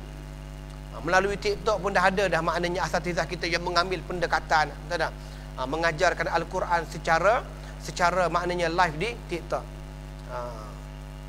Kenalan saya maknanya Syekh Karim Al-Makki, imam di Masjid Shah Alam. Dia buat live tuan-tuan berkenaan dengan maknanya live baca Al-Quran di TikTok. Tuan-tuan agak-agak berapa view dia? View dia, like dia 1 juta lebih. 1 juta lebih. Alhamdulillah, kita kata satu perkembangan yang cukup baik. Mana masyarakat kita dah mula nampak dah. Tak perlu nak cari guru yang jauh-jauh apa. Hari ini kita menggunakan teknologi yang ada di tangan kita. Belajarlah tuan-tuan sekalian. Nabi bagi motivasi kepada kita tentang Al-Quran. Man qara Al-Quran wa huwa mahirun bihi ma'as safaratil kiramil bararah. Mereka yang baca Al-Quran, kan? Kemudian dia mahir, menguasai segala-galanya, dari sudut lagunya, dari sudut tajwidnya, dari sudut maknanya hukum hakamnya. Wa huwa mahirun bihi ma'as safaratil kiramil bararah. Satu hari nanti dia akan ditempatkan bersama dengan para malaikat yang mulia. Hebatnya mereka yang menguasai bidang Al-Quran. Satu hari nanti bersama dengan para malaikat yang mulia. Kemudian Nabi sebut lagi kepada kita, allazi yaqra'ul Quran, dan mereka yang baca Al-Quran wa huwa yatata'atu fihi, tapi dia ni banyak sangkut. Tak ada, baca sekejap panjang, sekejap pendek, kan? Wa huwa yatata'atu fihi falahu ajran. Dia dapat dua pahala. Rupa-rupanya bila kita baca Al-Quran ni banyak sangkut, tidak, tapi dalam konteks, dalam masa belajar, bukan kita dapat laknat daripada Allah, tetapi kita dapat pahala lagi tuan-tuan sekalian. Pahala yang pertama kerana kita membaca, pahala yang kedua kerana kita berusaha belajar. Payah tak nak belajar Al-Quran tuan-tuan sekalian? Payah. Saya sampai ke hari ini saya mengajar, ada yang berumur 70 tahun baca mengangkat-angkat, menangis. Saya kata tak apa makcik, saya kata kalau makcik meninggal dalam keadaan ini hijrah kita ni, faqad waqa'a ajruhu 'ala Allah. Nescaya Allah dah letak dah pahala. Allah dah sedia pahala di sisinya. Jangan menangis, jangan sedih. Ini hijrah makcik, makna daripada tak pandai baca Al-Quran kepada pandai. So kenapa kita nak menangis? Sepatutnya bersyukur kerana di kala usia ini Allah bagi kesempatan kepada kita. Sebab tu tuan-tuan yang ada bersama dengan saya, belajar agama ini, belajar Al-Quran, jangan tunggu pencing. Jangan. Tidak ada di kalangan kita yang boleh bagi jaminan bahawa dia akan sempat waktu pencing nanti. Tidak ada jaminan. Saya ada beberapa orang sahabat dan yang bekerja di SPRM. Dan saya juga aktif, maknanya buat program bersama dengan mereka. Kan, antaranya program Smart Integrity, Smart Insani, modul JAKIM. Diceritakan kepada kami seorang penjawat awam yang pangkatnya JUSA, tuan-tuan, JUSA, jawatan utama sektor awam. Setahun lebih lagi nak pencing. Tapi disabitkan dengan maknanya kesalahan dalam berkaitan dengan kita kata penyalahgunaan kuasa. Tahu tak? Penyalahgunaan kuasa. Lebur, tuan-tuan, habis pencing sebagainya. Sekejap sahaja Allah Subhanahu Wa Taala nak tarik. Di masa umur yang masih ada ini, belajar tuan-tuan sekalian. Jangan takut, jangan malu. Yang nak jawab depan Allah nanti, yang nak jawab dalam kubur nanti, bukan sahabat kita, tapi kita dengan Allah Subhanahu Wa Taala, dengan para malaikat Allah Subhanahu Wa Taala. Menariknya Al-Quran ini, tuan-tuan sekalian, kalau baca dalam kitab At-Tibyan, bagaimana banyak hadis-hadis yang Nabi sebut dengan kalimah qara'ah, mereka yang membaca. Tidak banyak yang Nabi sebut dengan mereka yang menghafaz. Kenapa, tuan-tuan sekalian? Nabi menggunakan perkataan qara'ah, mereka yang membaca. Sebab kita semua ni akan baca Al-Quran, sekurang-kurangnya surah Al-Fatihah. Dan bukan semua daripada kalangan kita ini mampu untuk menghafaz Al-Quran. Bukan semua mampu. Hatta maknanya yang bergelar ustaz sendiri belum mampu nak menghafaz Al-Quran. Tapi kita semua akan baca Al-Quran. Ini cek balik. Tanggungjawab kita sebagai suami bagaimana hari ini? Kemana kita nak bawa keluarga kita? Tanggungjawab kita sebagai isteri, tak tak? Bagaimana tanggungjawab kita kepada suami kita? Suami tanggungjawabnya kepada isterinya. Kita tanggungjawab kepada mak dengan ayah kita, sama ada mereka yang masih hidup ataupun yang telah kembali kepada Allah Subhanahu Wa Taala. Cek balik. Sudut yang kedua, saya nak sebut konteks yang kedua adalah kepada keluarga. Allah Subhanahu Wa Taala sebut, ya ayyuhallazina amanu qu anfusakum wa ahlikum nara. Jagalah ahli keluarga kamu, diri kamu dan ahli keluarga kamu daripada api neraka. Hari ini kalau kita bincang dari sudut konteks kekeluargaan, kan, bagi mereka yang ada pengalaman berada, maknanya contoh khususnya kalau dijawi di bahagian maknanya undang-undang keluarga lah, bahagian perkahwinan. Saya semasa berada di JAIS terlibat samalah, cuma tidak secara langsung. Kalau dalam COVID dan tempoh COVID baru ni, tuan-tuan sekalian, dalam tempoh COVID baru ni, perceraian maknanya berlaku di satu-satu kawasan. Saya sebut di Hulu Selangor sahaja. Hulu Selangor ni dia daerah yang paling besar di Selangor. Cuma dari sudut kepadatan penduduk tidak. Hulu Selangor sahaja masa tempoh COVID dulu, sehari 3 kes nisbah perceraian. Sehari 3 kes. Masa mula-mula PKP tu, tuan-tuan sekalian, semua seronok, betul tak? Duduk di rumah, gaji masuk. Bagi kita lah, penjawat awam, semua seronok. Dalam tempoh 2 minggu tu, sahabat saya ni bagi tahu yang duduk di JAIS, di Pejabat Agama, telefon pejabat tu sunyi, tak ada siapa pun telefon. Ialah tak pernah berlaku dalam sejarah. Boleh duduk rumah, betul tak? Gaji masuk. Kemudian sambung. Masuk bulan yang kedua, telefon mula sibuk. Yang ni duk mengadu dah, suami dia begini. Yang ni duk mengadu isterinya begini. Akhirnya mulalah, betul tak? Ini dah bercerai, apa, tunggu masa. Tapi tak boleh nak buat urusan sebab kerana pelaksanaan PKP. Akhirnya kita menyaksikan dalam konteks kekeluargaan ketika itu sangat dahsyat. Kes kekerasan rumah tangga meningkat, betul tak? Kes perceraian meningkat dan sebagainya. So hari ini kita nak bawa mana keluarga kita, tuan-tuan? Hijrah bagaimana kita nak bentuk supaya keluarga kita ini jadi keluarga yang bertakwa kepada Allah Subhanahu Wa Taala. isu kekeluargaan ini kena pandang lebih tinggi. Sebab tuan-tuan menyaksikan kesannya yang berlaku. Tuan-tuan lebih makruf daripada saya bekerja di Jabatan Penjara Malaysia. Tahu tak? Tuan-tuan tahu kes-kes yang ada. Saya ni mana hanya tahu lebih kurang begitu sahaja. Dalam tempoh 2 bulan ini kita dikejutkan dengan pelbagai perkara yang berlaku dalam maknanya aspek kekeluargaan. Pertamanya dikejutkan dengan kes bunuh 15, betul tak? Kes bunuh yang berlaku di Perak. Tuan-tuan boleh bayang ke tidak? Satu lagi masuk dalam sejarah negara kes pembunuhan ngeri. Bukan potong ayam ni tuan-tuan, potong manusia. 15 potong, betul tak? Potong tu siapa? Anak potong mak sendiri. Tuan-tuan bayangkan. Dahsyatnya ni hari ini berlaku. Kemudian mari pula esok tu dia Malaysia ni kita tengok ni, kalau ada kes bunuh yang berkait keluarga contohnya, dalam seminggu tu mesti berderak, mesti ada. Betul tak? Mesti ada. Lepas tu mari pula kes kita ada ibu kena bunuh dengan anak, kes dah ada. Betul tak? Lepas tu ada pula suami maknanya kelar isteri dengan anak. Naik motor dalam keadaan, saya hanya sebut benda ni secara umum sahaja. Apa yang berlaku sama ada depress ke dan sebagainya itu wallahu taala a'lam. Saya tolak tepi. Cuma nak sebut dia berkait dengan kekeluargaan. Nak bagi tahunya tuan-tuan sekalian, duduk dalam keluarga pun tak selamat ada hari ni. Betul tak? Kes sumbang mahram berapa banyak hari ni? Kes sumbang mahram. Dari sudut maknanya berapa tahun penjara tu, tuan-tuan lebih makruf daripada saya. Cuma kita nak ambil iktibar hari ini, ke mana kita nak bawa keluarga kita. Yang menakutkan, tuan-tuan, kes penghinaan kepada Islam yang berlaku hari ini. Yang berlaku. Penamanya tuan-tuan tahu, betul tak? Dan dia maknanya maknanya apa dah? Dihadapkan bersama dengan siapa? Kekasih dia. Dan kekasihnya ini adalah non muslim, betul tak?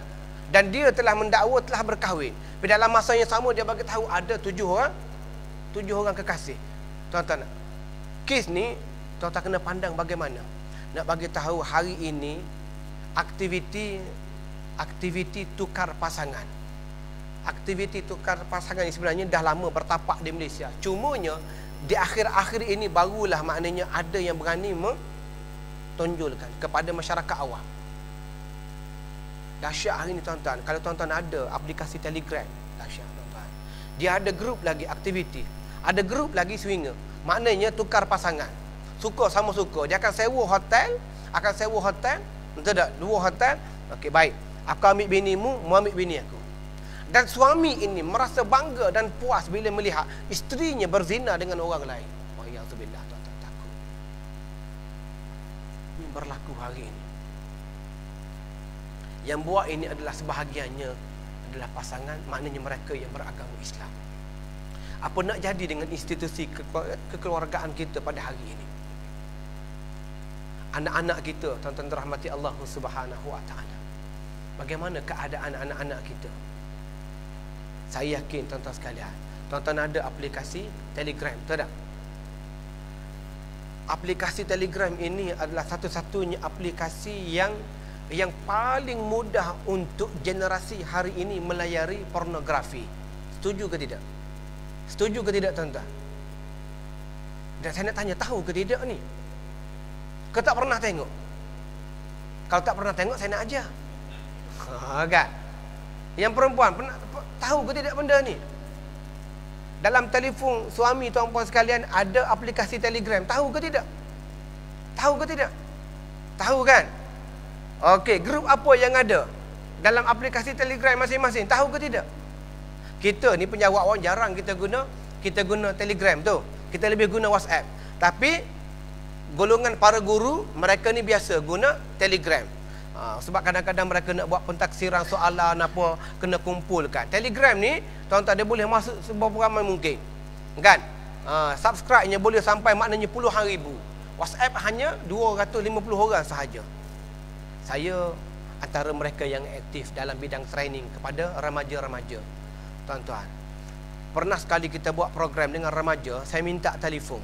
Kan? Adalah triknya bagaimana. Kan? Saya psycho, jangan kunci telefon masing-masing. Bila kita cek balik tuan-tuan sekalian, lebih separuh semuanya ada aplikasi Telegram dan semuanya ada grup lucah. Tuan-tuan, hari ini tuan-tuan, dia ada macam-macam grup tuan-tuan. Saya nak tanya, agak-agak berapa link pornografi yang ada di aplikasi Telegram yang tuan-tuan tahu? Agak-agak berapa? 1,000? 2,000? Tuan-tuan, ada lebih daripada 5,000 link lucah. Cukup senang tuan-tuan nak tengok dia. Cukup senang.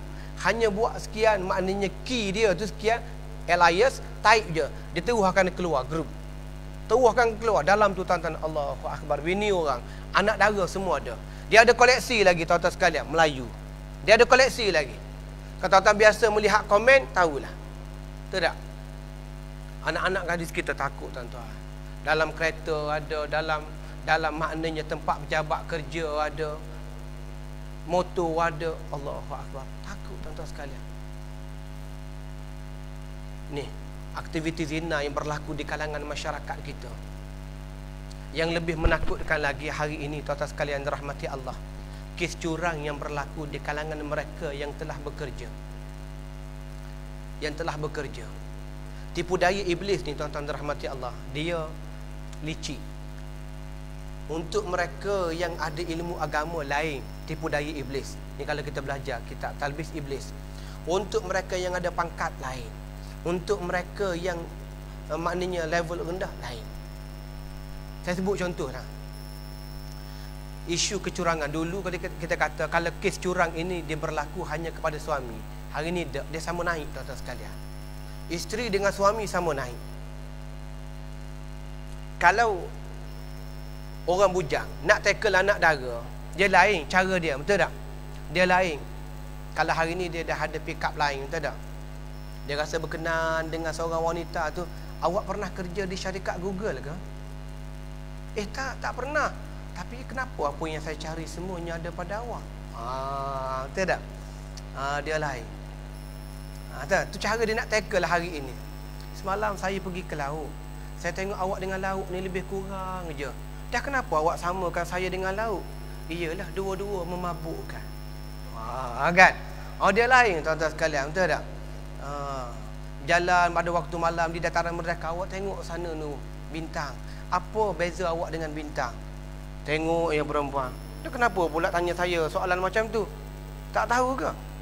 Bintang atas sana, awak dekat sini. Kan? Manja. Sebab dia tak kahwin lagi. Dia tak kahwin lagi, dia semua manis, betul tak? Bila dia dah kahwin, betul tak? Dia akan menghadapi masalah kereta tak boleh bayar, kan? Rumah sewanya tertunggak, betul tak? Anak sakit dan sebagainya. Lalu dia akan keluar pick up line yang luar biasa. Awak tahu apa beza awak dengan lantai? Kan? Apa beza awak dengan lantai? Tak ada beza, dua-dua memang layak kena pijak. Kan? Itu yang adanya keganasan rumah tangga, betul tak? Dia licik tuan-tuan. Dia kes kecurangan yang paling banyak berlaku setakat ini adalah di tempat kerja. Dia mula macam mana? Dah makan belum? Selalunya yang pelawak ni lelaki. Dah makan belum? Belum lagi, sibuk ni. Kerja manjam je. Bukan dapat ABC pun. Kan? Dia orang pergi makan, aku belanja. Ada satu tempat best ni, aku nak payung. Betul tak? Ya ke aku nak belanja ni? Yalah. Ajak kawan tu sekali. Mula-mula tu dia masih lagi pelawaan syariah. Kan? Maknanya ajak teman, betul tak? Pergi. Besok tu jom pergi. Best lah tempat semalam sedap kan? Jom repeat lagi, betul tak? Ajak kawan tu. Sekali kawan dia tak boleh pergi, betul tak? Kawan tak boleh pergilah. Biarlah dia tak boleh pergi. Jom kita pergi. Pergi makan je pun, betul tak? Pergi. Duduk. Dalam kereta nak sampai tu macam-macam borak itu ini dan sebagainya. Tu bila dah terbiasa, tiap-tiap hari akan keluar pergi makan, betul tak? Satu hari tengok yang perempuan monyok je. Aduh, kaku ni kenapa nampak monyok je? Ada masalah ke? Mesti tak dapat semalam. Kan? Dia mula dah perbualan yang berbentuk, yang berunsur benda tu. Engkau ni ke situ pula. Dah lah, jangan pergi jom. Aku belanja makan. Di dalam kereta pun sembang apa. Akan masuk last Allah. Akhirnya, betul tak? Berkongsi gambar, berkongsi video dan sebagainya. Kalau tuan-tuan tengok, ya Allah, nangis. Aplikasi Telegram, video-video, gambar-gambar bogel anak-anak gadis kita di luar sana berlambak tuan-tuan sekalian. Daripada yang free hair sehingga yang pakai tudung labuh semua ada. Mak ayah buat apa hari ni? Kita jangan berbangga, jangan seronok tuan-tuan, sebab kita belum diuji. Kita takut benda ni berlaku kepada ahli keluarga kita. Menangis kita nanti. Sekali tiba-tiba terlihat, tengok, betul tak? Gambar bogel, video bogel. Video maknanya seks anak kita sendiri. Tak menangis tuan-tuan. Kemana kita nak bawa ahli keluarga kita? Tanya masing-masing. Kalau sayang pada anak kita tuan-tuan sekalian, maka daripada hari ni kena selalu ambil tanya khabar. Kalau belajar duduk jauh tuan-tuan sekalian, betul tak? Call. Tanya, pernah tak kita tanya anak-anak kita dah solat ke belum? Pernah tak kita tanya anak-anak kita, hari ni ada ke tidak doakan untuk mak dengan ayah? Kalau anak kita terus jawab, mak ni tiap-tiap hari alung doa mak, insya-Allah mudah-mudahan anak kita bercakap benar. Tapi bila kita tanya anak kita, hari ni ada doa ke untuk mak, untuk ayah? Alamak, betul tak? Menangislah tuan-tuan. Masa hidup pun anak kita tak doa untuk kita. Mati nanti jangan haraplah. Masa hidup ni pun kita tak pernah tengok dia pegang Al-Quran. Kalau dah mati nanti jangan haraplah tuan-tuan dia nak baca Al-Quran untuk kita. Saya pernah hadir satu kematian jauh tuan-tuan. Saya sampai tu saya dengar orang baca Al-Quran. Saya suka kongsi kisah ini. Saya dengar bacaan Al-Quran, Yasin wal Quranil Hakim innaka laminal mursalin. Saya ni tu je kalau dengar orang baca Quran sedap. Saya berlari pergi tengok tak ada orang baca Al-Quran. Rupa-rupanya anak dia pasang radio kan, radio yang dia jual dekat Shopee tu, yang radio Al-Quran, betul tak? Pasang yang tu maknanya nak 30 juzuk kan? 30 juzuk. Silap-silap mayat pun bangun balik. Betul tak? Tak habis lagi bacaan Al-Quran 30 juzuk. Saya pergi tengok tak ada, yang ada radio. Tuan-tuan, apa hukum? Mak kita meninggal, ayah kita meninggal, kita pasang radio. Apa hukum? Boleh ke tidak? Boleh ke tidak? Boleh, tak ada masalah tuan-tuan sekalian. Boleh, tak ada masalah. Tapi satu keaiban yang cukup besar bagi ibu dengan ayah yang ada anak ramai, tapi seorang pun tak mampu nak baca Al-Quran. Sebab tu saya galakkan tuan-tuan baca. Betul tak? Tuan-tuan nak dengar muzik, boleh ke tidak nak dengar muzik? Nak dengar lagu-lagu, boleh ke tidak? Hari ini kalau lagu-lagu yang maknanya kembali kepada zaman 90-an, 80-an, lagu tu akan mendapat tempat di kalangan masyarakat kita. Betul tak? Boleh ke tidak nak dengar lagu? Boleh, tak ada masalah tuan-tuan. Saya balik raya haji baru ni kena 16 jam. 16 jam. Nak balik Kelantan, tuan-tuan bayangkan. Betul tak? Tangan tu maknanya, betul tak? Daripada biasa berorak habis tuan-tuan. Kaki ni jangan cerita. Betul tak? Walaupun auto letih. Kan? Letih. Dah potong ikut Bukit Fraser, kena lagi keluar raut. Betul tak? Tuan-tuan bayangkan, takkanlah saya maknanya 24 jam kalau saya nak dengar mana bacaan Al-Quran. Betul tak? Kalau saya nak dengar iKim ke sebagainya, lastnya saya akan buka maknanya radio-radio yang lain dengar. So tak ada masalah. Saya pun minat juga lagu. Betul tak? Masa belajar dulu, saya antara mereka yang gila kepada Hindustan. Betul tak? Masa sekolah dulu, lagu apa yang saya tak hafal, semua saya hafal. Betul tak? Sebab tu muzik ini tuan-tuan sekalian, kan? Muzik ini boleh, cuma jangan berlebihan. Bila berlebihan habis. Bila berlebihan menyebabkan kita akan lupa kepada ending kita di sana adalah akhirat, untuk kita bertemu dengan Allah Subhanahu wa taala. Yang nak jawab bukan lagu-lagu, yang nak jawabnya adalah bagaimana hubungan kita dengan Al-Quran. Banyak kita baca, selamatlah kita di akhirat nanti. Yang terakhirnya tuan-tuan sekalian, berkaitan dengan konteks masyarakat kita pada hari ini, kan? Masyarakat hari ini, kita nak buang sifat pentingkan diri sendiri. Kita nak semai dalam masyarakat kita sifat tolong-menolong antara satu sama lain. Kita nak buang maknanya sikap membawang di kalangan kita, sikap mengumpat, rasa dengki, iri hati dan sebagainya. Kita nak buang ni benda-benda dalam masyarakat kita. Semalam saya ceramah berkenaan dengan syirik di satu masjid tuan-tuan sekalian. Antara benda yang masih berlaku di kalangan masyarakat kita, syirik ini adalah dosa yang paling besar, yang diletakkan sebagai dosa yang pertama dalam kitab Al-Kabair karangan Imam Az-Zahabi. Dosa yang paling besar, dan dalam Al-Quran Allah Subhanahu wa taala menyebut dalam banyak ayat penegasan berkenaan dengan dosa syirik. Antaranya, innallaha la yaghfiru an yushraka bihi wa yaghfiru ma duna dzalika liman yasha. Allah tidak akan mengampunkan dosa mereka yang mensyirikkan Allah, dan hanya akan mengampunkan dosa selain daripada itu sahaja. Wa yaghfiru ma duna dzalika liman yasha. kepada mereka yang maknanya dalam perhatian Allah Subhanahu Wa Taala. Tuan-tuan biasa pergi tak ke Bangi, Darul Syifa? Pernah pergi tak? Tengok berapa ramai di sana tuan-tuan sekalian. Dah macam klinik, betul tak? Dah macam klinik. Saya pernah bekerja di satu tempat uniform.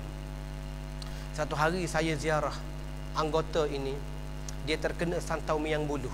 Tahu santau miang buluh? Miang buluh tuan-tuan. Masa saya pergi tuan-tuan sekalian, saya tengok dia ni badan dia gempal. Badan dia gempal. Tapi masa saya hadir ziarah tu, dia dah jadi kurus tuan-tuan. Kurus. Rupanya dah maknanya dah hampir sebulan dia tak pergi kerja. Duk gagu tuan-tuan. Darah habis. Dan saya tengok memang miang buluh ada di badan dia. Fikir secara logik tuan-tuan dirahmati Allah. Ada ke orang nak ambil miang buluh nak sapu pada badan? Ada ke macam tu? Tak ada tuan-tuan, logik akal mana ada? Bagi tahu saya, ustaz, tolonglah saya ustaz, tolong saya ustaz. Saya kata Jen, saya tak pandai je. Kata, saya ni walaupun ustaz bukan semua. Saya pandai kata, Jen sabarlah, banyak-banyak Jen, sabar kata.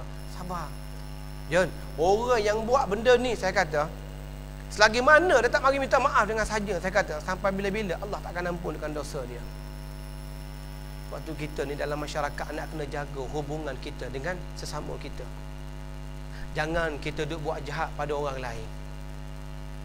Allah bagi rezeki kepada kita suatu kelebihan, jangan kita aniaya orang lain. Jangan tuan-tuan sekalian. Dosa kepada manusia ini dia tak cukup dengan hanya kita pergi haji 14 kali. Tak cukup. Hablum minallah wa hablum minan nas. Dua frasa yang berbeza. Kan? Jangan kita aniaya, jangan. Nak cari mana dia nanti tuan-tuan? Takut akhirnya kita jadi manusia yang muflis. Yang Nabi sebut, mereka yang datang pada hari kiamat nanti membawa dosa mengumpat, membawa dosa mencaci, membawa dosa memukul. Akhirnya pahalanya diberikan kepada orang yang dianiaya, sehingga habis pahalanya. Tak tahu nak ambil mana. Akhirnya ambil dosa orang yang dianiaya tu, bagi padanya. Summatarhu finnar, lalu dicampakkan ke dalam neraka Allah Subhanahu Wa Taala. Sebab tu hubungan dengan manusia kena jaga elok-elok. Jaga elok-elok insya-Allah tuan-tuan sekalian. Jangan cemburu dengan rezeki yang ada pada sahabat kita. Doakan dapat anak, doa alhamdulillah, tahniah. Dapat APC, doa yang baik. Dapat naik pangkat, doa yang baik. Tak? Jangan kita cemburu. Jangan hanya kerana sebab pangkat dan sebagainya maka kita buat perkara-perkara yang syirik. Allahu akbar. Habis musnah amalan-amalan kita tuan-tuan. La yahbatanna amaluk. Allah Subhanahu Wa Taala sebut, hapus habis, wasak habis amal ibadah yang kita lakukan hanya kerana perbuatan syirik yang dilakukan. Kan? Nak sangat pada gadis tu, betul tak? Kawan tu tak layan apa, pergi santau kawan tu. Allahu akbar, sampai guru. Yang sampai meninggal dunia pun ada, betul tak? Ini masih berlaku di kalangan masyarakat kita. Jadi tuan-tuan dirahmati Allah Subhanahu Wa Taala, hijrah kita hari ini dalam konteks yang kita nak faham, ginilah diri kita, keluarga kita, masyarakat, betul tak? Dan semuanya dia kena kembali kepada diri kita yang satu. Waktu kita bangun setiap hari tuan-tuan sekalian yang dirahmati Allah, kita bangun setiap hari, Allah bagi kesempatan kepada kita ni boleh lagi lihat dunia, boleh lagi lihat anak-anak kita, boleh lagi lihat isteri kita, suami kita. Maka kita doa, ya Allah, mudah-mudahan hari ini aku nak buat kebaikan ya Allah. Ni doa ni panjang yang diajarkan kepada kita. Cuma saya ringkaskan. Pertama, minta kepada Allah kita nak buat kebaikan setiap hari. Yang kedua, minta kepada Allah Subhanahu Wa Taala, ya Allah, janganlah kami ni berbuat kejahatan kepada orang lain. Yang ketiga, ya Allah, janganlah orang lain ini berbuat kejahatan kepada kita. Doa. Kalau masing-masing doa tuan-tuan, insya-Allah sebenarnya setiap hari kita berhijrah untuk buat perkara yang baik. Dan setiap hari kita berhijrah maknanya nak taat kepada Allah Subhanahu Wa Taala. Hari ni kita dah tak ada masa. Kita dah tak ada masa. Ulama-ulama zaman dahulu, tuan-tuan sekalian, tengok Mak Kilau. Hari ni kan Mak Kilau dah pergi tengok dah cerita Mak Kilau. Dah 80 juta ni. Betul tak? Maknanya kalau tuan-tuan tak pergi tengok, termasuk saya kan, memang tak akan sampai lah 100 juta. Kan? Baik support lah filem Melayu. Betul tak? Tapi maknanya pergi tengok cerita Mak Kilau, betul tak? Baguslah. Lepas daripada tu, betul tak? Kalau boleh bawa satu keluarga, anak kita semua bawa. Jangan lupa bawa juga anak isteri kita belajar fardu ain. sebab belajar fardu ain hukumnya wajib. Tengok cerita, tengok wayang, dia tidak wajib, dia tidak harus. Kan? Malah kalau maknanya berkait dengan makna mungkin pergaulan mana tidak dijaga ikhtilatnya, dia boleh membawa kepada haram. Cuma nak tengok cerita tokoh Mak Kilau. Tuan-tuan tengok bagaimana Mak Kilau pejuang, betul tak? Menentang British. Rupa-rupanya bila kaji balik, beliau juga merupakan seorang yang alim. Tengok sebagaimana sebelum dia nak isytiharkan diri dia pada tahun 1969, betul tak? Selepas didesak oleh ahli keluarga. Sebab ahli keluarga tengok masa tu Mak Kilau dia dah semakin uzur. Umur dia masa tu dikatakan 121 tahun. 121 tahun. Hampir 7 dekad dia menyembunyikan diri. Hanya makna golongan-golongan yang terdekat saja tahu dia ni Mak Kilau. Bagi tahu maknanya aki suruh mana isytihar. Sayang kalau generasi maknanya masyarakat tidak tahu ini adalah pejuang. Betul tak? Pejuang. Di badan dia tu ada kesan kena tembak peluru, kesan mana luka dan sebagainya. So maknanya sebelum dia isytihar pada hari Jumaat tu, apa yang dia buat? Dia baca Al-Quran dia salat, barulah isytihar. Isytihar tu gempar satu negara sehingga kan kerajaan terpaksa menubuhkan jawatan kuasa untuk siasat. Untuk saya buat balik. Dan dua orang yang mengesahkan dia. Salah satunya tak silap saya Sultan Ibrahim. Yang kedua Mat Kelantan. Sahabat dia Mat Kelantan ketika itu dikatakan berumur 140 tahun. Dan dialah yang mengesahkan bahawa ini Mak Kilau. Tahu tak? Dan bagi tahu berjuang tuan-tuan dalam masa yang sama, agama tak tinggal. Tahu tak? Dan tengok kata-katanya yang disebarkan pada hari ini. Kita nak ikut seperti pejuang-pejuang dahulu, ulama-ulama dahulu. Kita nak duduk dalam satu-satu masa, betul tak? Hari ni kita dengar ceramah dalam tempoh 2 jam gini je, betul tak? Kemudian maknanya kita akan buat kerja masing-masing, posisi masing-masing. Kita nak cari masa nak duduk nak baca Quran 3 juzuk. Mampu tak kita hari ni? Mampu tak? Tuan-tuan sekalian, saya nak tanya secara jujur. Nak duduk nak baca Al-Quran 3 juzuk. Mampu ke tidak? Tak mampu. Saya sendiri orang yang hafal Quran pun tak mampu dah. Nak duduk, dulu masa duduk belajar boleh sehari 5 juzuk tuan-tuan. Menjadi rutin harian. Dah kerja komitmen, mesyuarat sana sini, outstation dan sebagainya. Anak 4 orang lagi nak hantar anak pergi sekolah apa. Menyebabkan masa dah terbatas. Cumanya minta supaya ada kekuatan, kena mujahadah. Bangun jam 2 pagi, bangun 1 pagi sebelum nak tidur baca dulu sikit. So kalau tak ada mujahadah memang sampai Al-Quran akan terbiar dengan begitu. Kita dah tak ada masa untuk duduk apa lagi. Kan untuk duduk berzikir. Seperti ulama zaman dahulu ambil tasbih subhanallah, subhanallah, subhanallah 3000 kali. Ada masa? Tak ada. Kita tak ada masa tuan-tuan. Jadi bagaimana untuk kita hijrah? Selain daripada 3 perkara tadi yang saya sebutkan tadi, kita niat setiap hari jadikan pekerjaan kita ini sebagai ibadah. Mudah-mudahan kerja yang kita buat ini menjadi asbab untuk kita ni Allah tarik masuk syurga. Tuan-tuan, stres, ya faham dengan kerja. Stresnya, betul tak? Masalah itu ini dan sebagainya. Sebagaimana nak selesaikan cepat-cepat kita ingat kepada Allah Subhanahu Wa Taala. Cari dia balik, cari dia balik. Mungkin kita ni jauh daripada dia menyebabkan Allah Subhanahu Wa Taala jauh daripada kita. Dan dalam masa yang sama kita masih banyak melakukan perkara-perkara yang lara. Apa antara ciri mereka ini mendapat perhatian Allah Subhanahu Wa Taala? Dia tidak buat perkara-perkara yang lara. Betul tak? Buat sikit dia akan rasa Allah Akbar. Betul tak? Asyik duk menyanyi je, dengarkanlah. Betul tak? Duk main lagu tu. Kan? Lagu tu, betul tak? Naik motor pun lagu tu, betul tak? Apa lagi? Kan? Duduk kopek bawang pun lagu tu. Semua lagu tu. Lagu paling popular tahun 2022 kan? Tapi satu masa kena cari balik, sujud kepada Allah Subhanahu Wa Taala, baca kalamnya. Manfaatkan kerja yang kita ada tuan-tuan sekalian. Insya-Allah mudah-mudahan kita kerja kerana Allah, kan? Buat sebaik yang mungkin untuk agama, untuk bangsa. Mudah-mudahan kerja ini akan menjadi asbab, akan menjadi tiket Allah tarik kita masuk ke dalam syurga. Kita tak nak jadi mereka yang Allah rakam dalam Al-Quran, farji'na na'mal salihah, minta supaya dikembalikan kepada Allah atas dunia. Sebab apa? Sebab nak buat amal ibadah. No, tidak akan diperkenankan oleh Allah Subhanahu Wa Taala. Saya doakan mudah-mudahan kita semua diberikan istiqamah kepada Allah Subhanahu Wa Taala, ditetapkan di atas agama Islam, ditetapkan di atas iman, dan diberikan kekuatan untuk kita terus berkhidmat kepada masyarakat, kepada negara kita. Dan yang paling utama, kita bekerja, akhirnya pekerjaan kita ini akan meletakkan Islam itu adalah agama yang paling mulia. Saya mohon ribuan kemaafan, keterkasar bahasa dan sebagainya. Mudah-mudahan apa yang dikongsikan ini memberikan manfaat kepada kita semua, dan Allah Subhanahu wa taala memberkati. Terima kasih kepada Ibu Pejabat Penjara Malaysia yang sudi mengundang saya untuk berkongsi sedikit sebanyak dengan tuan-puan sekalian. Yang baik daripada Allah Subhanahu wa taala, yang kurang, yang lemah daripada saya, hakikatnya semuanya daripada Allah Subhanahu wa taala, disandarkan kepada saya insan yang serba kekurangan. Wallahu taala a'lam. Assalamualaikum warahmatullahi wabarakatuh. Namanya sudah terkait di balik